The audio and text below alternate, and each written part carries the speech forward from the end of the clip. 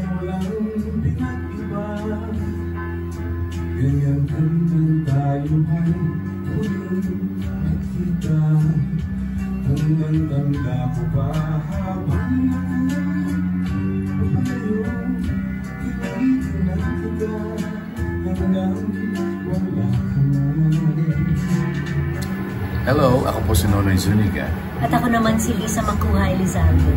Samahan ninyo kaming pag-usapan ang kanyang 50th anniversary in the music industry sa aming programang Art to Art sa August 31 na po.